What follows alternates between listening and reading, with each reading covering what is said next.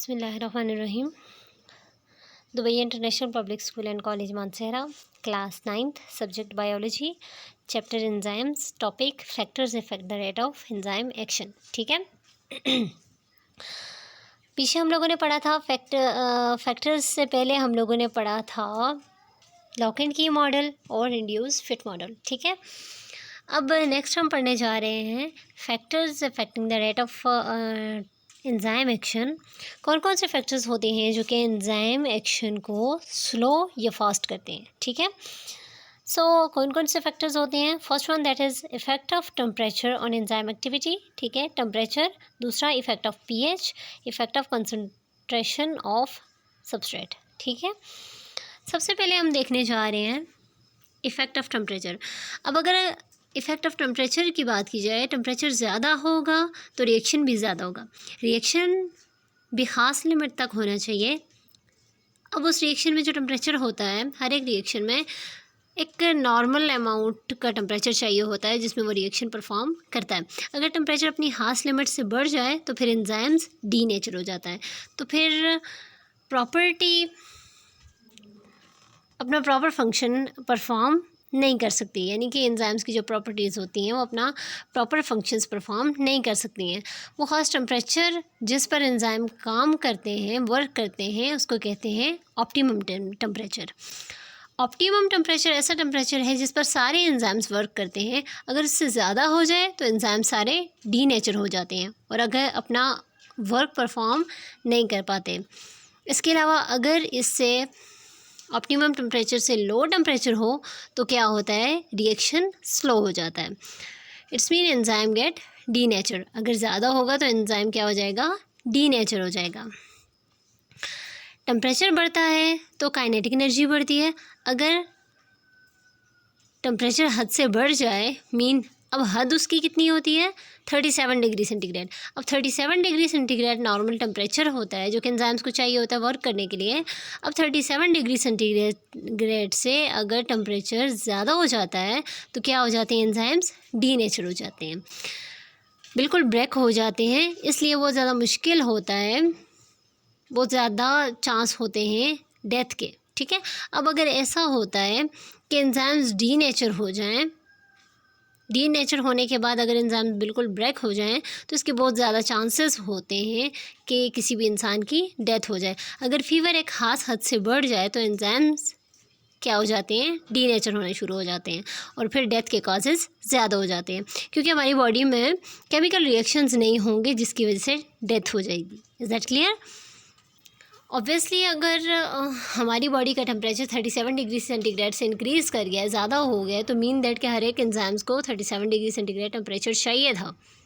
अब अगर उससे ज़्यादा हो गया है सो इट्स मीन दैट कि सारे एंजाइम्स डीनेचर हो चुके हैं, डिस्ट्रॉय हो चुके हैं। जब सारे एंजाइम्स डिस्ट्रॉय हो चुके हैं तो कोई भी फंक्शन परफॉर्म नहीं हो रहा। जब बॉडी में कोई भी फंक्शन परफॉर्म नहीं होगा तो दैट्स वाई क्या होगी? किसी भी इंसान की डेथ ईजीली काज होगी। ठीक है। अब यहाँ पे हम देखते हैं तो यहाँ पे ऑप्टिमम टेम्परेचर ऑलमोस्ट बताया हुआ 37 to 40 डिग्री सेंटीग्रेड। और इसके अलावा enzyme activity stop completely 0 degree centigrade पे वो कम्प्लीटली स्टॉप कर जाते हैं। और अगर इस तरह से ऊपर जाता जाए, टेम्परेचर 37 डिग्री सेंटीग्रेड तक जाए तो वहाँ तक एंजाइम्स अपना नॉर्मल फंक्शन परफॉर्म करते हैं। अब 37 से 38, 39, वट एवर 40 तक नॉर्मल फंक्शन परफॉर्म करते हैं। 40 से जब अबव होना स्टार्ट हो जाता है टेम्परेचर तो क्या हो जाते हैं? एंजाइम्स डीनेचर होना स्टार्ट हो जाते हैं। अब एंजाइम एक्टिविटी, एक तरफ हम लोग एंजाइम एक्टिविटी देख रहे हैं और एक तरफ ग्राफ के हम लोग डाउन साइड पे टेम्परेचर देख रहे हैं।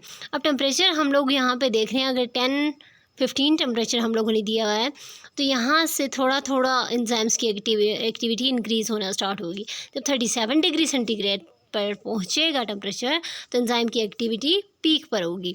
इसके अलावा जब टेम्परेचर ज़्यादा और ज़्यादा होना स्टार्ट हो जाएगा 40-50, तो एंजाइम्स की एक्टिविटी दोबारा से कम होना स्टार्ट हो जाएंगी। Is that clear?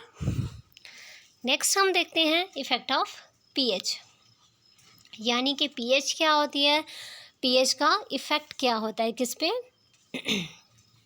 एंजाइम्स पे।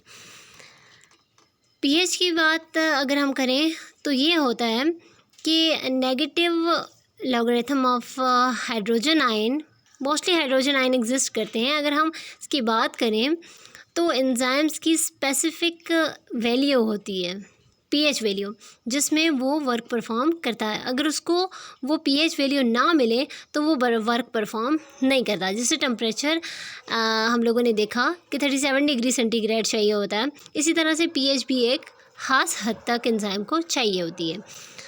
पीएच में भी सेम इसी तरह से होता है कि एंजाइम की एक ख़ास पीएच होती है जिसे वो यूज़ करता है और अपने फंक्शंस को परफॉर्म करता है। उस पीएच को बोलते हैं पीएच ऑप्टिमम, ठीक है, या ऑप्टिमम पीएच बोलते हैं उसको। अब अगर एग्जांपल हम लोग ले लें, अगर हम बात करें, यहाँ तक तो नॉर्मल है। अगर हम पीएच स्केल देखें, फर्दर आगे आप पीएच स्केल भी देखेंगे, ठीक है। नेक्स्ट स्लाइड पे यहाँ तक हम लोगों को क्लियर हो चुका है कि पीएच क्या होती है। हाइड्रोजन आयंस की अमाउंट होती है कि हाइड्रोजन आयंस क्या होते हैं, उसमें ज़्यादा होते हैं या कम होते हैं। अब हाइड्रोजन की जो पोटेंशियल ऑफ हाइड्रोजन होता है is the best measurement of the determining the concentration of hydrogen ion in a solution, ठीक है। सोल्यूशन के अंदर हाइड्रोजन के आयन को डिटरमिन करने का बहुत जो बेस्ट वे है वो क्या है, पीएच वैल्यू फाइंड करना। It also determines whether the liquid is acidic, basic और न्यूट्रल, ठीक है। किसी भी सॉल्यूशन को हम लोग इजीली जान सकते हैं कि ये क्या है, एसिडिक है, बेसिक है या न्यूट्रल है, ठीक है। फर्दर हम यहाँ पे देखते हैं, ये जो आपको सबसे ऊपर स्केल दिखाई दे रहा है 1 2 3 4 5 6 7 8 9 10 11 12 13 14, ठीक है। अब ये 14 डिजिट्स का जो स्केल दिखाई दे रहा है, इसमें जो 7 नंबर आपको दिखाई दे रहा है, 7 नंबर पे अगर कोई भी पीएच हमें मिलती है सो दैट्स द न्यूट्रल। अगर हम वाटर की, प्योर वाटर की बात करें तो वो उसकी पीएच होती है 7, वो न्यूट्रल होता है, ना वो एसिडिक होता है ना वो बेसिक होता है। अब जो हम लोग 7 से नीचे की तरफ जाते हैं 6 5 4 3 2 1 दैट इज़ एसिडिक, या कोई भी चीज़ है वो एसिडिक होगी। अगर हम 7 से ऊपर की तरफ जाते हैं तो 8 9 10 11 12 13 14 की तरफ अगर हम लोग जाते हैं, इनमें से कोई भी होगा तो वो सोल्यूशन क्या होगा, बेसिक होगा। अब इस तरह से अगर हम बात करते हैं पेप्सिन की, जो कि प्रोटीन को डाइजेस्ट करता है या प्रोटीन से बनी हुई किसी भी चीज़ को डाइजेस्ट करता है। पेप्सिन का काम होता है कि वो क्या करे, प्रोटीनेशियस प्रोडक्ट्स जो होती हैं उनको क्या करता है, डाइजेस्ट करता है, प्रोटीन्स की ब्रेक डाउन करता है। अब इसके अलावा दूसरा एंजाइम है दैट इज़ ट्रिप्सिन।